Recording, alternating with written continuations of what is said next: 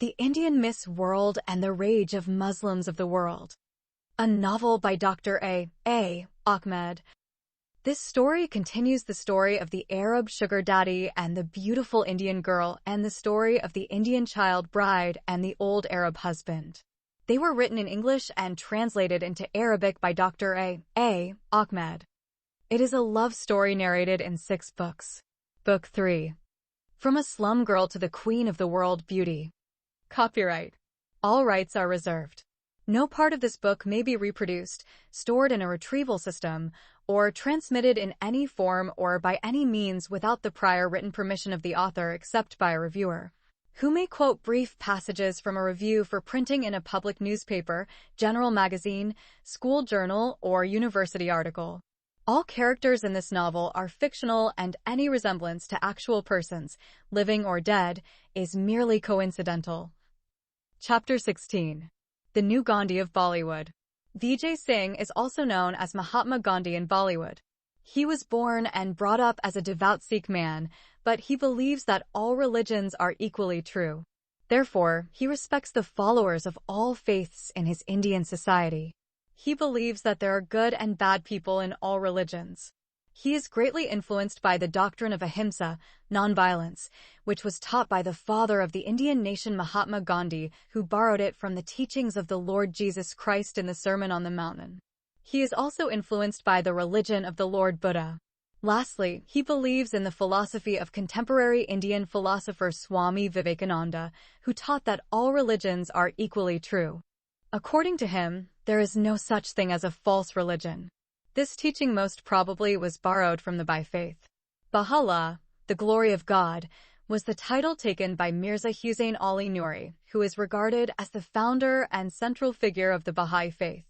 Baha'u'llah was a Persian religious leader and the founder of the Baha'i faith, which advocates universal peace and unity among all races, nations, and religions.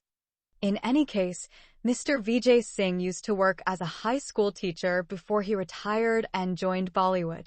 He took on various side roles in many different movie productions. He always landed the role of the father or grandfather of the hero or heroine in the movie. His onstage charisma also cast him as a teacher in many movies. He has an outstandingly pleasant personality that helped him to fit into any supporting role.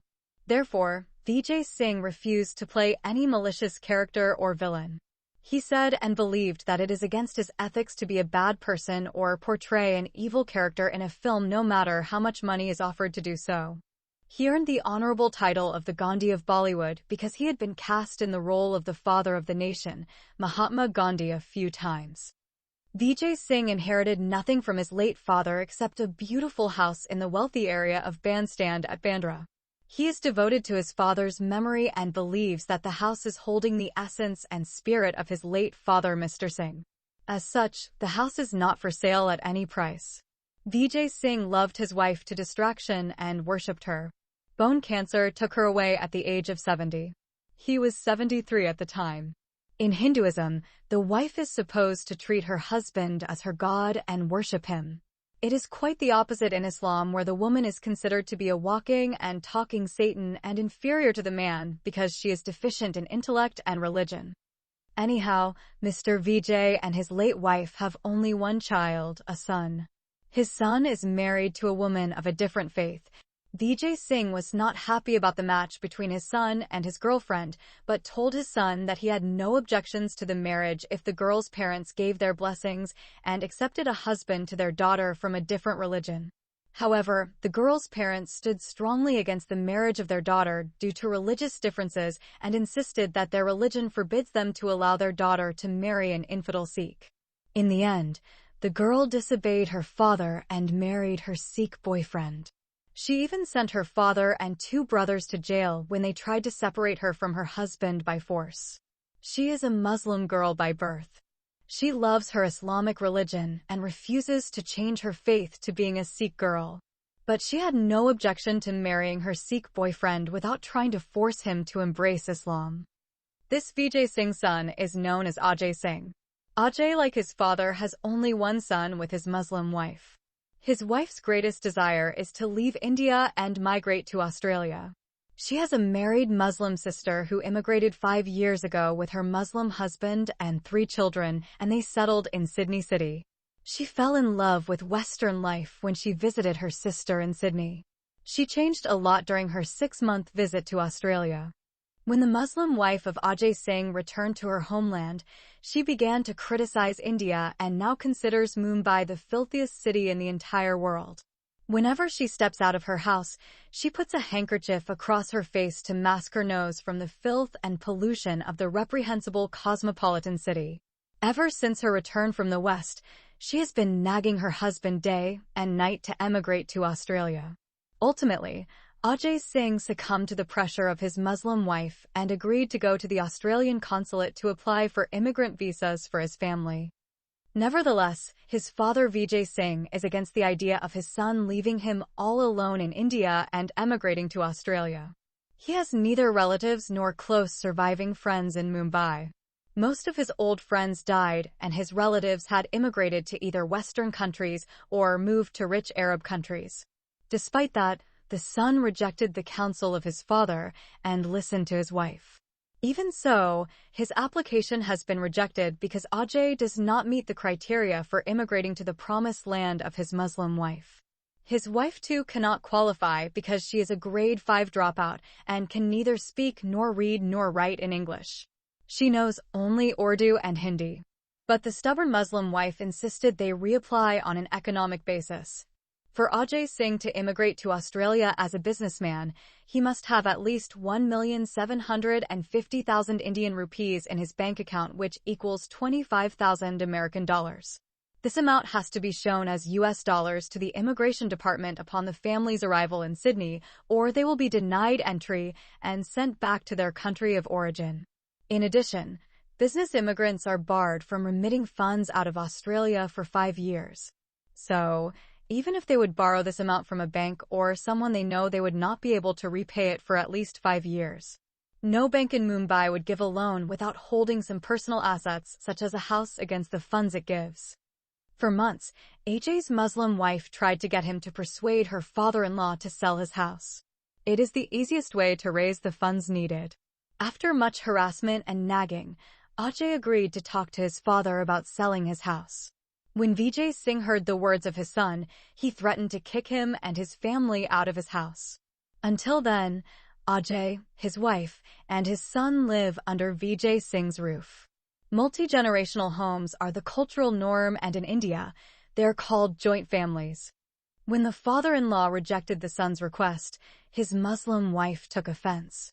In her anger, a devilish idea crept into her mind. She told her husband that he had to kill his father for standing in their way for a better life. Ajay Singh rebuked his bad wife and strongly rejected her evil designs. Albeit, that does not stop her from nagging him to execute the plan for the next 2 years. She knows that her husband is the sole heir. Whenever they argued, Ajay reminded his wife that his father could die any time and that they must allow nature to take its course. As the years rolled by, the father, as it seemed to the daughter-in-law, is starting to look like he may live forever. Finally, the Muslim wife threatened to forsake her Sikh husband, take her son, and get a divorce. Then, she will find another understanding of the man to get married to him. This last threat forced Ajay's hand. When the son agreed to accelerate the chain of events and kill his father, Mr. Vijay Singh was 85 years, 5 months, and extremely healthy. His morning routine started with a rigorous walk by the seaside. He actively took side acting roles. Ajay's wife told her husband that his father was going to live for another 20 years if they did not arrange for his murder. Finally, the wicked woman convinced her husband to arrange the murder of his father so that he could inherit the house, sell it, and fulfill her life's dream of migrating to her promised land, Australia. Chapter 17. The evil spirit of the Muslim wife, Jezebel. Killing parents for the sake of inheriting their property or wealth isn't all that rare in Indian society. Usually, the murderer is a third party, which allows the culprit to build a rock-solid alibi or plausible denial, hence escaping prosecution. As is the norm for matters of this nature, being instigated by his evil wife, Ajay Singh approached a dangerous gang leader and discussed the satanic plot with him. The notorious Gonda agreed to his evil scheme and demanded a 25% share of the house market value. Ajay accepted the deal and gave Gonda the green light for the murder of his father. According to the assassination plan, Ajay, his Muslim wife, and their son should be away from the house at the time of the murder. The assassination of the Gandhi of Bollywood will point to a botched burglary, leaving the police to assume that the old man was killed while he was trying to apprehend the burglars. In this way, in death, the old man will gain honor in the public eye as opposed to dishonor in passing away at the hands of his son. Before commencement, the Gonda requested a token of his agreement. He required a recording of his instructions to kill his father as a deposit on his share of 25% equity in the old man's house. Ajay reluctantly recorded his instructions and handed them over. The day soon arrived and Ajay took his wife and son to Lonavala city for the weekend, soaking in the beautiful mountain tourist destination. The evil conspiracy worked out as it was planned, and the Gandhi of Bollywood was discovered dead in his house by his son, daughter-in-law, and grandson. When the police arrived, the cause of the death of Mr. Vijay Singh was presumed to be a homicide. At the hospital, it appeared that the father had been murdered 2 days prior. The cause of his death is internal bleeding to the head due to a powerful strike by a sharp metal object. The police tested for fingerprints and could match one of the prints on the scene to a known felon, a notorious Gonda known as Kalia. Kalia is a larger-than-life personality who gave the people of Mumbai city and her police force real nightmares. Kalia in Hindi means a black person, and the notorious criminal is as black as the night. His life story was portrayed by the evergreen Bollywood superstar Amitabh Bachchan. Kalia's real name is Anthony. He was born and grew up in the Khar Road area. He was raised by his Christian parents who moved from Goa city to Mumbai city many years ago before he was born. Once Kalia's hand in the murder became public knowledge, the notorious criminal decided that he was due more money and demanded a 50% share of the booty. At first, Ajay refused Kalia's demands, giving in only when threatened with the murder of his wife and son. The house is sold for 7 crores or 70 million Indian rupees, which is equivalent to $100,000. Kalia received his 3,500,000 Indian rupees share in cash. After that, Ajay Singh applied to emigrate with an Australian business visa. It did not take long for his application to be approved, and he emigrated to a new life with his Muslim wife Jezebel Noor Aldeen and their only son Imran Singh. Whenever Ajay feels remorse for his evil action of murdering his father, he berates his wicked Muslim wife and reminds her that she was the instigator of the plot to kill his father. She, on the other hand, returns the favor and reminds him that for her un-Islamic matrimonial union with an unclean infidel like him, she had sent her Muslim father and 2 brothers to jail. That is the way the Gandhi of Bollywood had been sent to the grave by his son who had been instigated by the spirit of his evil Muslim wife, Jezebel Noor Aldeen. At any rate, the rich family who bought the house inherited much of Vijay Singh's possessions. His son Ajay told the new owners that whatever stuff is left in the house by his deceased father they can either use it or throw it in the garbage container. The bad son Ajay and his evil Muslim wife Jezebel are in a great hurry to go to their promised land and have no time to waste trying to get rid of old stuff left behind by their victim. There are beds, mattresses, chairs, tables, and a cupboard full of Bollywood movies and classical books.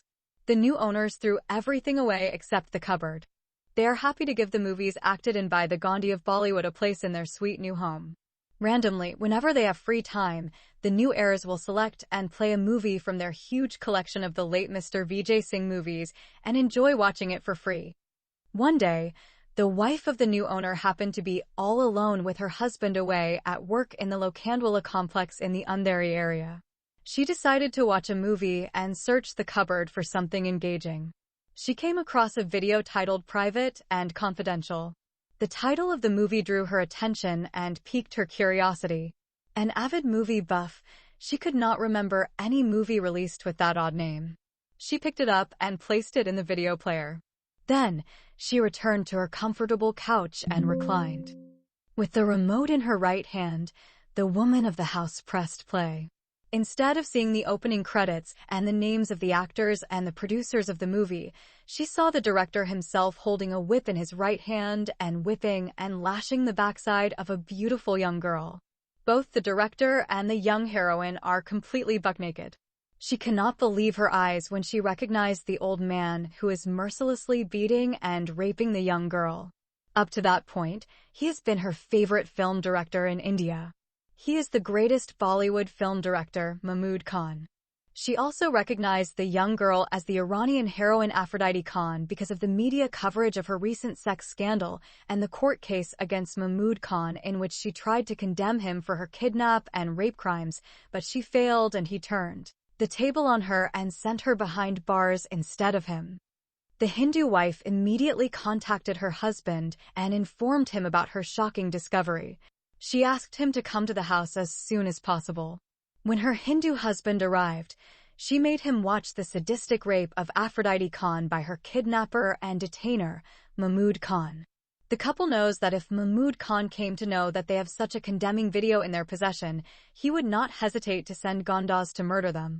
They also become afraid that if they give the video to the police, Mahmood Khan may be notified by the corrupt police department of Mumbai, and they will find their home raided or yet burned to the ground with them in it.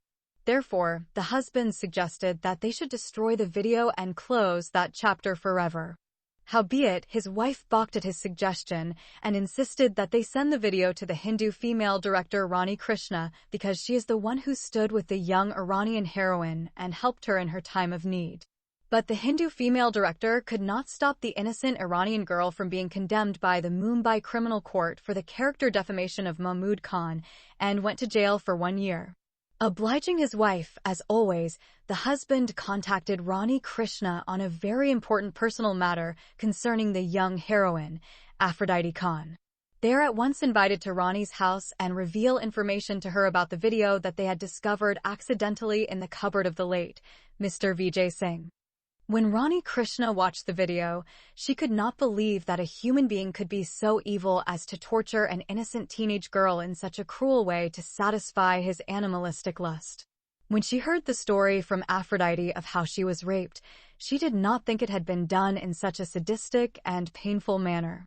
Her anger against Mahmood Khan reached beyond her ability to control herself. She decided to expose him publicly before sending him to prison forever or to the gallows to be hanged by his genitals. She contacted Stink News immediately and told them about the video. But she said to the news broadcast that she would not hand over the video to them unless they agreed to live airtime without any editing. The Stink News readily agreed. They promised her that they would not even watch it and that they would air it directly on a live TV show. It is 7 o'clock in the evening when the Stink News surprised the entire city of Mumbai with the incredible special, sex, lies, brutal rape, sheer evil, and videotape. While the video was playing, many people called the Stink News TV channel station and requested they stop airing the recorded sex abuse and torture. Some people argued that the airing of the video violated the guidelines of restricted material appropriate for the airwaves and privacy laws. Even the Mumbai police called and ordered Stink News to stop airing the video. Nevertheless, Stink News refused to stop airing the unedited video. When the police reached the studio, the video had already ended. That video turned the city of Mumbai upside down. Chapter 18. The unpaid high-profile prostitute in Indian prison. In the meantime, the Iranian heroine Aphrodite Khan believes that jail is the place where bad people who are called criminals are to be imprisoned, tortured, and killed.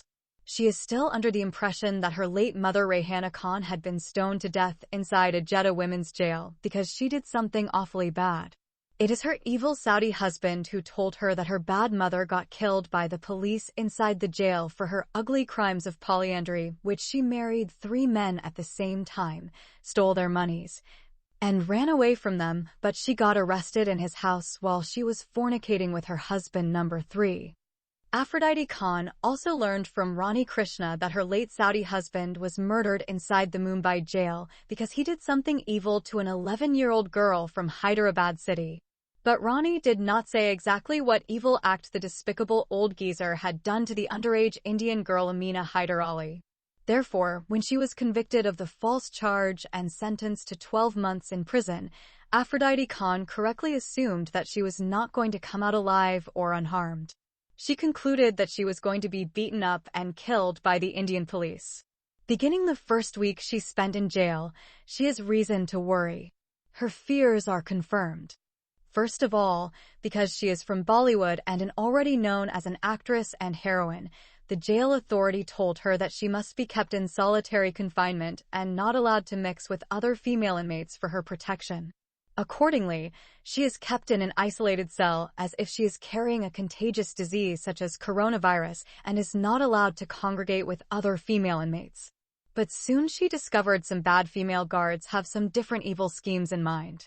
One day, 2 female guards came to her cell and led her out of her dungeon in the middle of the night. She is told it has to do with a police investigation. Innocently, she believed them and went with them. Then, they took her in their police jeep while she was securely handcuffed and her feet chained in fetters. The 2 policewomen took Aphrodite Khan to someone's farmhouse. As soon as she was brought in, she saw a man with a big stomach and a bald head, dressed in casual civilian clothes. Aphrodite was surprised to see both the 2 policewomen saluting the man and noisily shouting something in unintelligible English and stamping their feet. The man stood up from his couch and greeted her by saying, "Welcome to my humble abode, Miss Bollywood." After that, the 2 policewomen left the room and left her with their commander. At first, Aphrodite does not understand why the policewomen left and why they brought her to meet the man. But when the man stretched out his arms and surrounded her body and began forcefully to kiss her mouth and lick her lips like a mad dog, she understood that she has been brought there to be raped by him all night long. She tried to free herself, but she could not. The man is big and tall and much stronger than her. He continued to forcefully kiss her and touch her all over her body. Aphrodite could smell a strong odor coming from his dirty mouth. She understood him to be drunk. She recollected that whenever her Indian captor Mahmood Khan wanted to perform his ritualistic rape and sadistic abuse, he would drink and become meaner than mean. Aphrodite still believes that the male will beat and torture the female more if she refuses to allow him to have sex with her. Therefore, because of the fear of being beaten and tortured by the strong man, she submitted her body to him and allowed him to impose his strong will on her surrendered body. That night, the man with the big belly raped Aphrodite many times until he finally fell asleep atop her body. Early in the morning, the same 2 wicked female guards came back and took her to the jail and locked her up inside her solitary cell. One of the 2 corrupt women told her that if she complained to anyone they would send someone to come and kill her inside her cell, and then they would take her corpse and dump it in a hole somewhere in the jungle of Maharashtra state.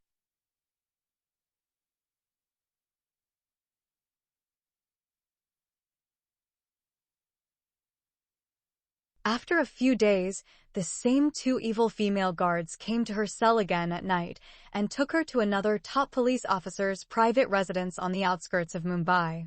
Although he does not get drunk, he is like the other big and tall man and raped her repeatedly until morning.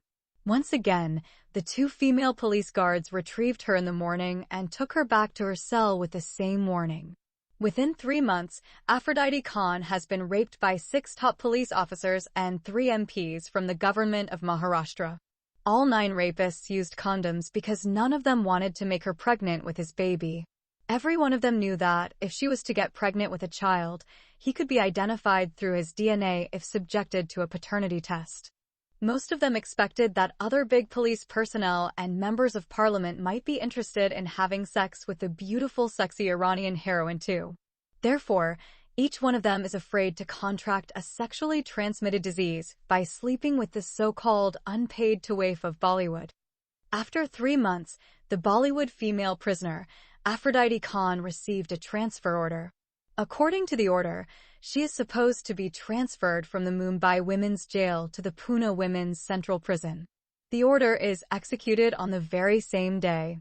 Aphrodite is accompanied by 2 female guards and 1 male officer who is driving the police vehicle. She has been handcuffed and her feet have been chained together. On her way to Pune, the police truck took her to a farmhouse. It is the same house she was imprisoned in for many months. When she saw her former evil captor, she thought that he was going to kill her for her daring to take him to court and tell the public and the criminal court what he had done to her in his farmhouse. Mahmud Khan mocked Aphrodite and said to her, "Now look at you. You left the man who saved you from that Saudi old dog who abused you from the age of 7, and I made you a shining star in Bollywood. You rewarded me evil for my good. I took you out of your ugly black Islamic burqa and dressed you in the most beautiful dresses in Mumbai.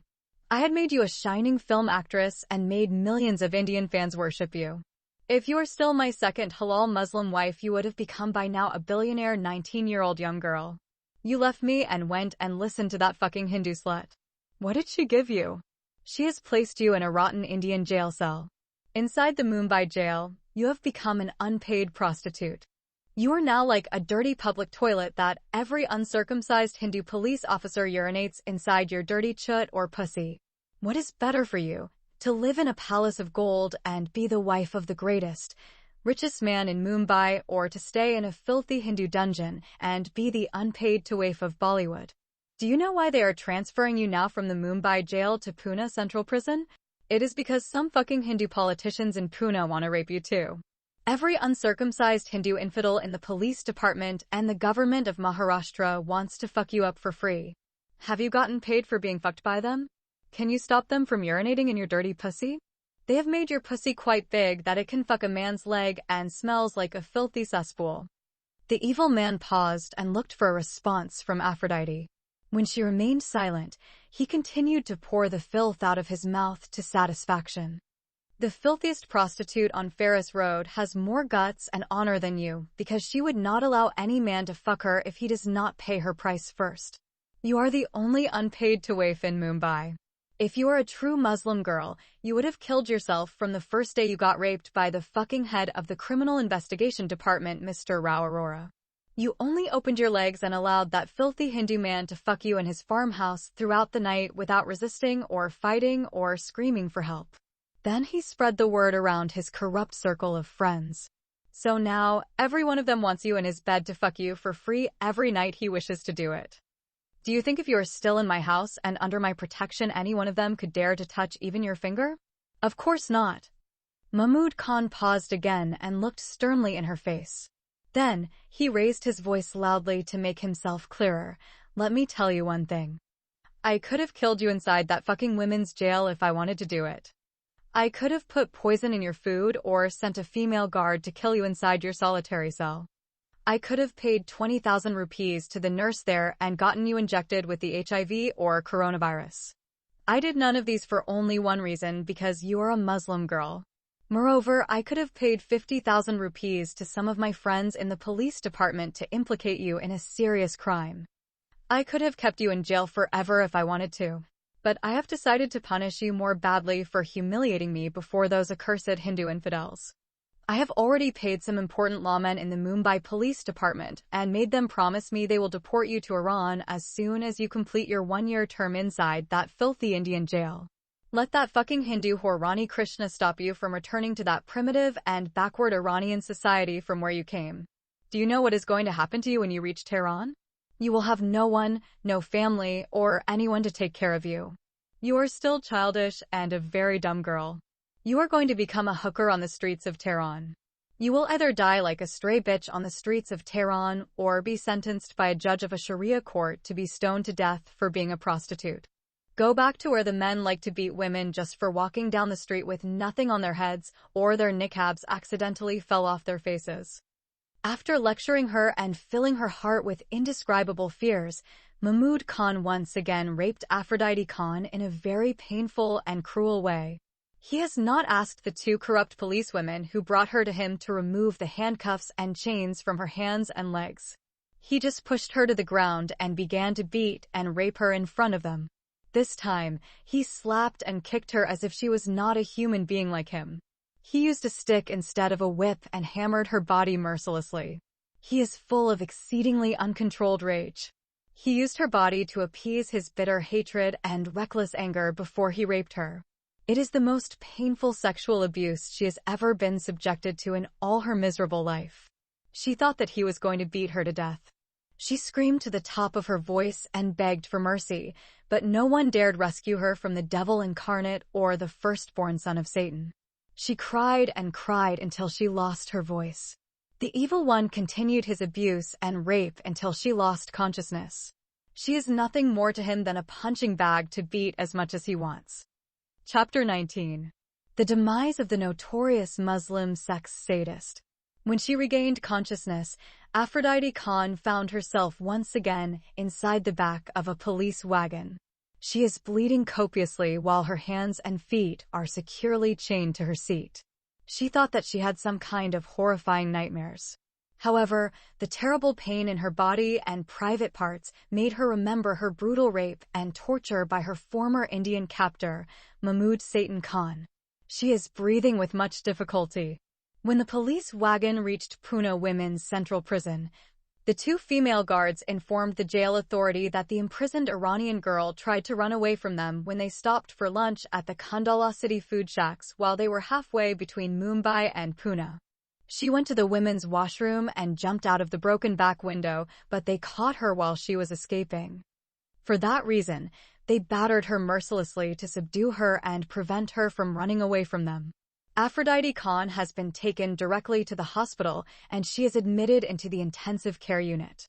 Her body is seriously injured from bruising and abrasions from head to toe. She lost so much blood due to her profusely continuous bleeding. They have to administer a blood transfusion to her dying body through a 4-syringe needle attached to her left hand to save her life. She remained in the hospital for 2 weeks before the doctors declared her physically fit to be returned to prison. As Mahmood Khan had prophesied, her stay in Pune is plagued with politicians and top police officers. Each one of them has his way with her and repeatedly raped for free the so-called high-profile prostitute, the lovely Iranian heroine. The so-called unpaid Bollywood waif spent 3 months in Pune Women's Central Prison before she was transferred back to her former Mumbai Women's Jail. During those 3 months, she got raped by 3 political party leaders and 5 top police officers. When she has been brought back to Mumbai, some of her former rapists have demanded that she be brought back to their houses for nightly visits, and the vicious rapes of the lovely unpaid prostitute of Bollywood have started all over again. While Aphrodite Khan is going through her hell in the Mumbai and Pune women's jails, her second wicked captor and rapist Mahmood Khan has completely forgotten about her and is at ease with how matters have been resolved. He felt a great relief after thoroughly releasing his anger on her body the night she was delivered to his farmhouse. He knew that he had already bribed several top police officers and made them promise to arrange for her deportation out of India as soon as she completed her 12 months in jail. He has also found a young, beautiful 19-year-old Hindu girl who agreed to be his secret mistress with the promise to make her a film star in Bollywood. Moreover, he concluded that his evil blackmailer has become satisfied with the 300 million Indian rupees that he had deposited in his bank account and destroyed the incriminating videos of his sadistic rape with the fucking Iranian slut. In addition, he paid 15 crores of rupees to 3 qualified doctors in the best hospitals in Mumbai for the rescue of his criminal son Javed Khan. Each one of them follows a different religion. One is a Hindu man, the second is a Buddhist, and the last one is a Christian doctor. He avoided bribing a Muslim doctor because he did not want anyone in the police department or the criminal court or among the media people or the public to think the Mohammedan doctor saved his Muslim son due to religious favoritism and biases. As a consequence, his murderous son has been declared by those corrupt 3 doctors mentally unsound and killed the rival lover of his beloved girlfriend due to his extreme love obsession with his Muslim fiancée. Therefore, he is legally not liable for the murder he committed in broad daylight and hence incapable of standing trial. He has been transferred to a mental hospital to spend the rest of his life as a madman. Mahmood Khan felt great relief when his idiot and dangerous sex pervert son was kept away from social life and safely imprisoned in a mental asylum under lock and key. He does not worry about now and then spending millions of rupees to save him from his embarrassing sex scandals and hideous crimes. Meanwhile, his innocent victim, the Iranian heroine Aphrodite Khan, has completed 11 months inside the hellish prison of rape and abuse. She has only 1 month left to go, and then she will be deported to Iran, and her name will be blacklisted so she cannot return to India forever. Therefore, the former slum girl Ifat Khan is not to be allowed by the Indian government to return to her motherland where she was born and brought up until she was 7 years old. Her evil Indian captor and his first Muslim wife had paid a lot of money to get the so-called unpaid dirty prostitute of Bollywood off the Indian soil and bar her entry again. Her blacklisted name is going to be shown on computers in all Indian embassies and consulates all over the world. In addition, her name Ifat Khan and her alias name Aphrodite Khan are going to be entered into every computer in all international airports and local ports all over India. Mahmood Khan has been assured by those top-bribed police personnel even the Prime Minister of India may not be able to get the Iranian slut back to her fatherland. At any rate, one particular evening, Mahmood Khan happened to be at his mansion on his farmhouse with his new young Hindu mistress when someone called his cell phone. He is reclining on a summer chair by the swimming pool while his lovely new mistress is swimming in her sexy black bikini. He is just putting on his Playboy underwear. He is drinking his favorite Kingfisher beer while eating his peanut snack. He picked up his cell phone and looked at the number. He recognized the number as the cell phone of one of his former girlfriends out of Bollywood. She is now a middle-aged lady who used to be one of his secret Muslim wives when she was a teenager. She is a Muslim woman by birth. She is the one who hooked him up with his present young Hindu female lover. So, he switched on his cell phone and said happily, "Hello, Mrs. Sajida Hussain. Something terrible is showing on TV, Mr. Mahmood Khan, that you should be aware of. Switch on the TV and go to channel 13. Before the frantic call came, Mahmood Khan was enjoying his pre-sex beer while looking at his lovely 19-year-old sex female toy. Before he could find out more, his ex-girlfriend disconnected the line. Temporarily interrupted and amused by the frantic phone call, but knowing that his former girlfriend would not call him on his private cell phone number unless it is an especially important matter, he decided to allow a few minutes to satisfy his curiosity. The voice on the phone sounded adamant. He thought that he might see the airing of some nasty Bollywood sex scandal, which may make good material for gossip later on. He left his lovely mistress playing in the pool and went into his bedroom flicking on the 75-inch widescreen TV. It is the same room where his former 18-year-old innocent victim Ifat Khan was sexually abused, raped, beaten, and tortured while she was imprisoned for over a year. Nothing has changed except its lovely new female victim occupant.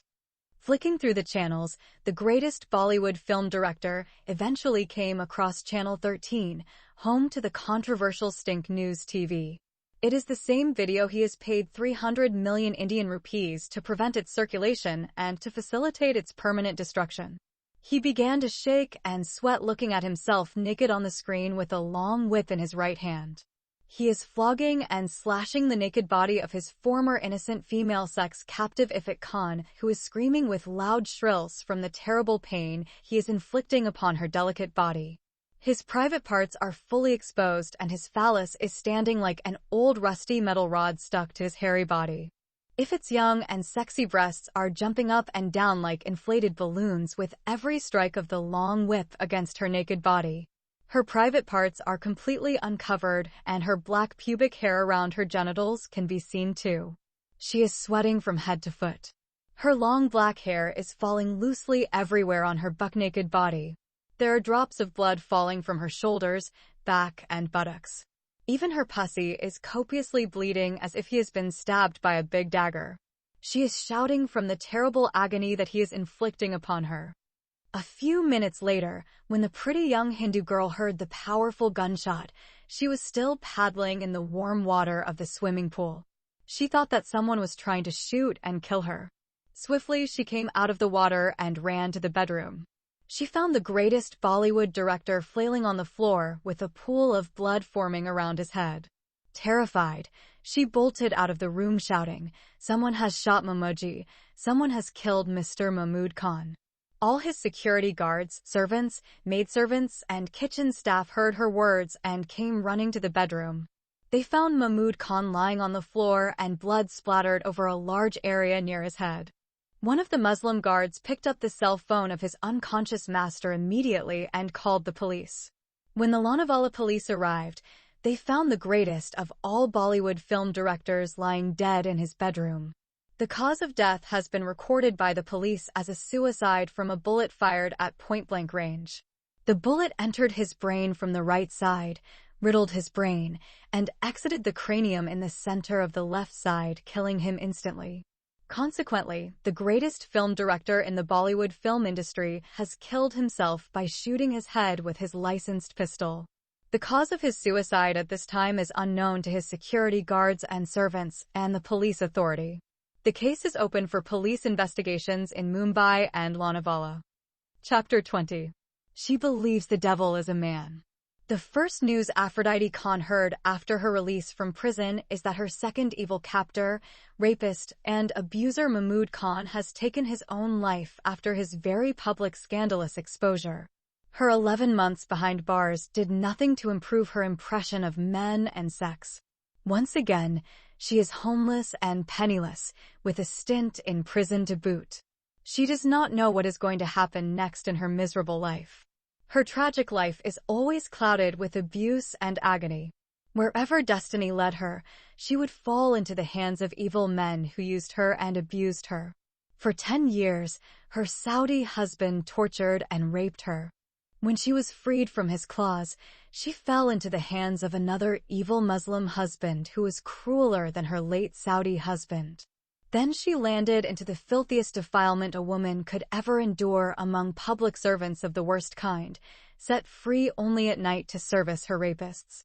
She thought that jail would be her last stop in life. Being sexually abused by her sexual predators was for her a lesser evil than what she had already endured for 11 years under the hands of her previous 2 captors and abusers. After she lost her loving mother, Rehana Khan, Ifat Khan had not found anyone to love her or take care of her except her late lover Samir and his kind mother Rani.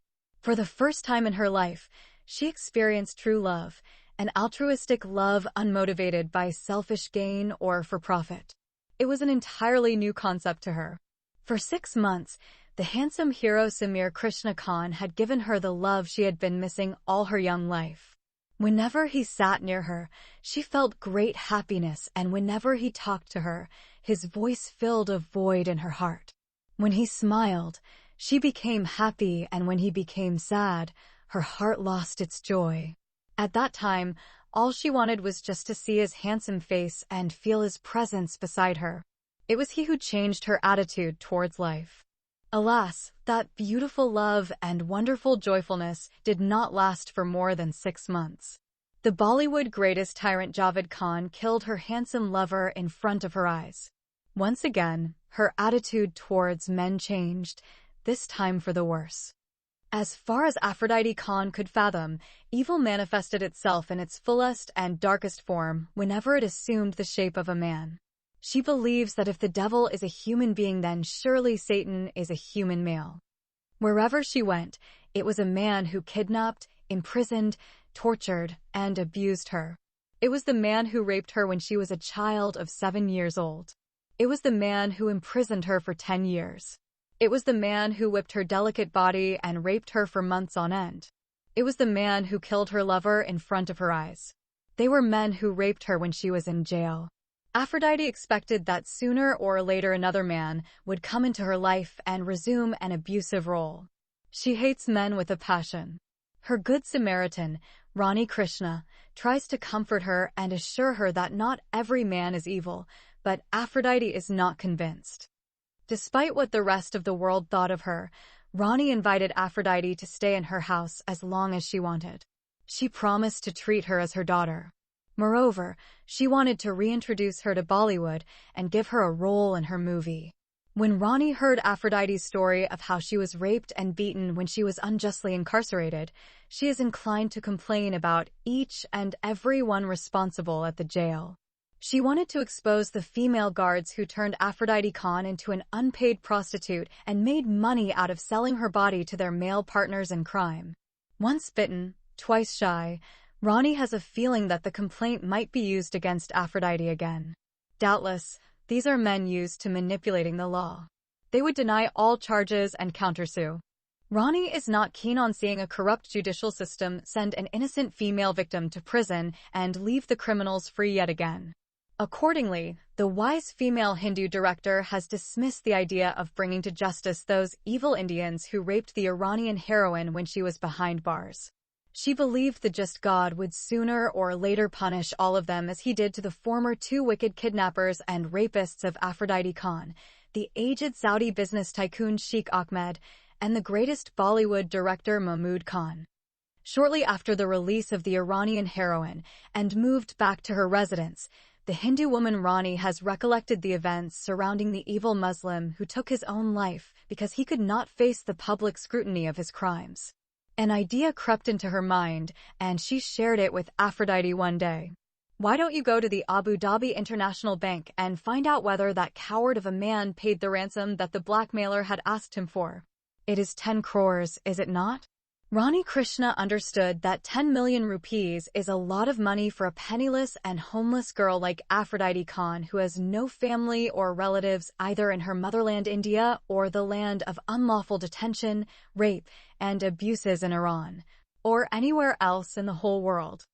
Rani wants to use some of the money to finance Aphrodite's homecoming to the film industry. She may have been a film director, but she does not have the kind of money needed to make a large-budget film. Bollywood directors would invite financiers to underwrite the cost of the film, but no financier would offer 5 crores of rupees on a movie directed by a small-time female director like Rani Krishna. Explaining the situation she is in, Rani told Aphrodite that if Mahmood Khan had truly deposited the 10 crores of rupees in her account, then she would retell Ifit's tragic life story and let her play herself in her movie. At first, Aphrodite is hesitant to go to the foreign bank.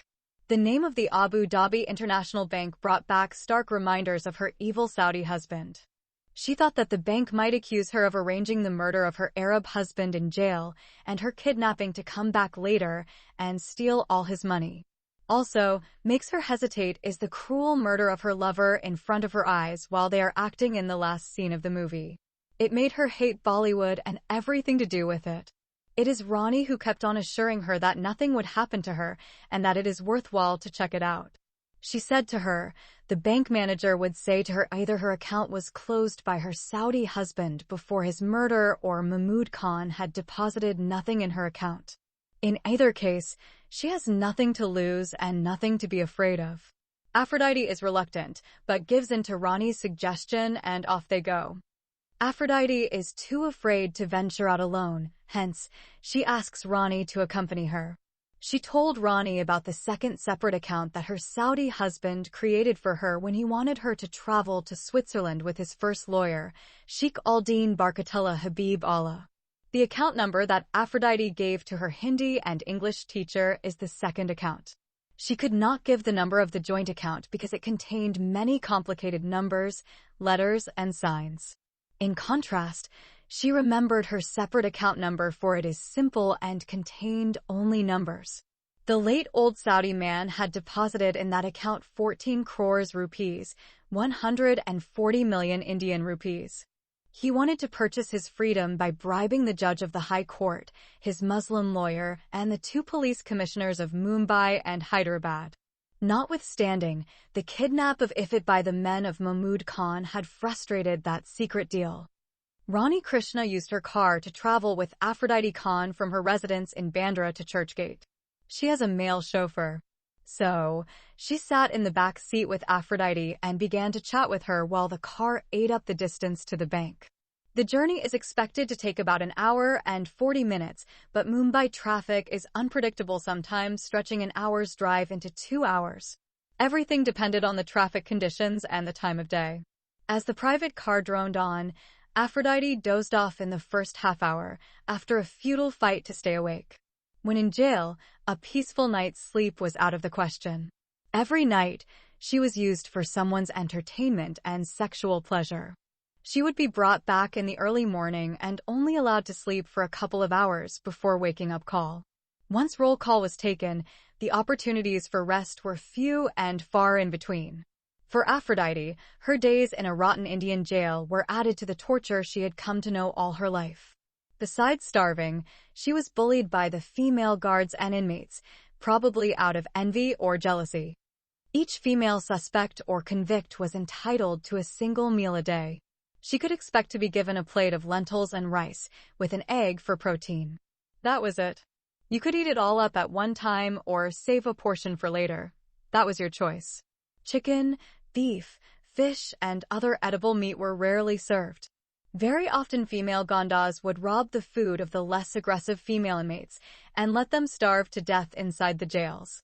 Fortunately, the Iranian heroine was kept in solitary confinement most of the time, and that saved her from the full brunt of bullying by female thugs. Aphrodite fell asleep on Rani's lap and decided to let her be. From their first meeting, Rani understood her childish nature and her inability to take care of herself.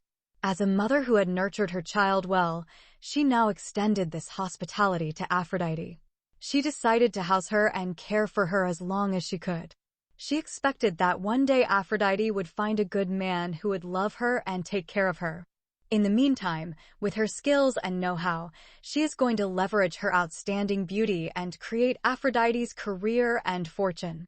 When the car reached the Abu Dhabi International Bank in the Nariman Point area, Rani roused Aphrodite from her nap and told her to go in and talk to the bank manager. Aphrodite refused to go in alone and begged Rani to come in with her. At first, Rani is not willing to accompany her inside the bank. She is worried that the bank management might ask her to reveal the nature of her relationship with Aphrodite or accuse her of trying to use her money for some selfish gain. Aphrodite does not care about that and insists that Rani come in with her. She told her that she needed her to help her in case the bank manager called the police and asked them to arrest her for murdering her Saudi husband inside the jail. Wherefore, reluctantly, for better or worse, Rani assumed the role of a guardian angel and agreed to go in with her terrifying charge. It is Rani who talked to one employee inside the bank in Hindi and told her the purpose of their visit. When the employee demanded to know the relationship between the two women, Rani said to her that Aphrodite was staying with her in her house and she was like her daughter. Rani Krishna knows that saying Aphrodite is her relative would be shooting herself in the foot. No one in India is going to believe that a Krishna can be related to a Khan. It is just like saying God and Satan are close relatives. Politely, the Indian girl asked Rani and Aphrodite to sit in the waiting room until the manager of the bank could call on them. They waited for ages in silence. Both of them are tense and worried. The icy cold room added to the feeling that they had come to steal something. Rani is more worried and scared than Aphrodite because she knows that the money they came to inquire about is deposited by blackmail. The money, if it is there, had been extracted from someone through blackmail, and that is against the law no matter what motive was behind it.